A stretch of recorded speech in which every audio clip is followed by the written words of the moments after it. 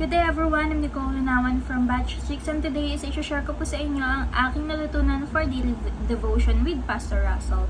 So ang concept po natin today is Jesus the Messiah. Jesus is the Messiah means He is God's anointed Savior, the one promised through the prophets to rescue, restore, and reign.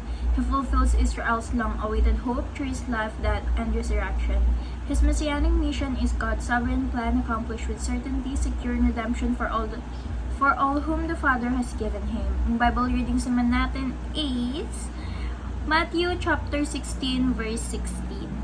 Simon Peter answered, "You are the Messiah, the Son of the living God." In Tagalog naman po is sumagot si Simon Pedro at sinabi, "Ikaw ang Kristo, ang anak ng Diyos na buhay."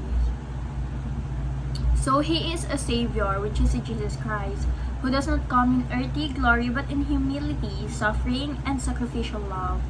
Instead of being a king, kasama ang Diyos Ama, He conquers by force. Jesus conquers through His willingness to carry humanity's pain, sin, and rejection. He was despised, pierced, and crushed, and yet He remained silent like a lamb led to the slaughter. He took the punishment that we deserve. So yung mga kasalanan na ginawa ng tao, ayan, is siya yung sumalunod. Siya yung nag-take ng punishment na dapat sa atin. So, para ma-deserve natin yung ayun nga, tinok niya yung punishment na dapat sa atin so that we could find peace and healing. So, ang teachings naman natin ngayon is number 1, the Messiah is the promised King. Jesus reveals that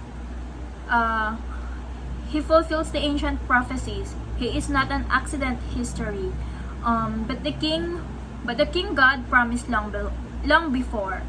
So He came in humility first. He remains the rightful ruler of all creation. His kingship is shown not in earthly thrones, but in His obedience, love, and ultimate victory over sin. Number 2, the Messiah is the suffering servant. Jesus is the servant who suffers in our place.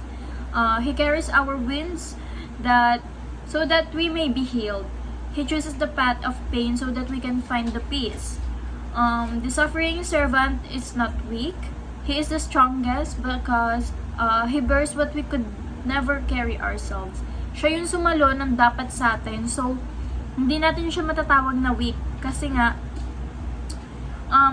niyakap niya tayo kahit na sobrang dami nating kasalanan na nagawa.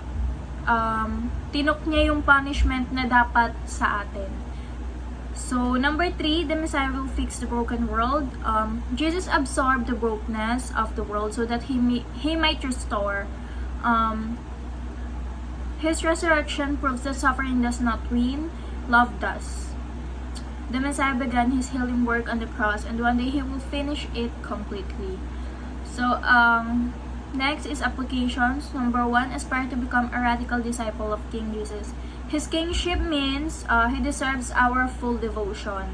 So, kaya tayo nagde-devotion is para lalo natin siyang makilala kasi deserve niya nga to. Deserve natin siyang papurihan. Following Jesus is not meant to be half-hearted. Yung na to is parang in response, we are called to give Him our loyalty, our decisions, our lifestyle, and our hearts because He deserves it. Number 2, believe that Jesus is in charge of all creation. If Jesus fulfilled prophecy, carried our sins, and rose again, then He is fully in control. Remind tayo that even when life feels chaotic or painful, Jesus reigns, not from a place of distance, but with understanding and compassion. We can trust Him with our stories,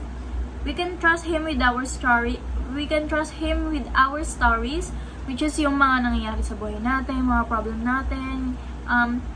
Pagkatiwalaan natin siyang ipaalam sa Kanya, magsabi tayo sa Kanya, isumbong natin lahat sa Kanya, ipagdasal natin sa Kanya, ipasa Kanya natin yung lahat ng problema na naranasan natin. Because He already carried our suffering. Number 3, come to Jesus and let Him fix your brokenness. So, dito naman is Jesus taking on wounds so that we could be healed. Ayun nga, kinuha niya na nga lahat ng natin, ng punishment na dapat, deserve natin na dapat tayo yung umaano ng punishment. So, kinuha niya na nga yun so that we could be healed.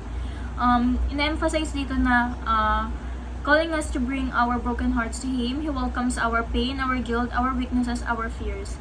Hindi siya nagdedemand ng perfection, hindi siya nagdedemand ng kahit ano sa atin, but He invites honesty. So, magi-start yung healing sa atin dahil dun sa nagawang kasalanan. Magi-start yun sa pagtanggap natin sa Kanya, sa pag-baptize natin, sa pagbabasa ng Bible. Magi-start yung healing kasi nga tinanggap na natin siya. So, ayun lang po ang natutunan ko for today's daily devotion. Salamat po sa pakikinig. God bless us all.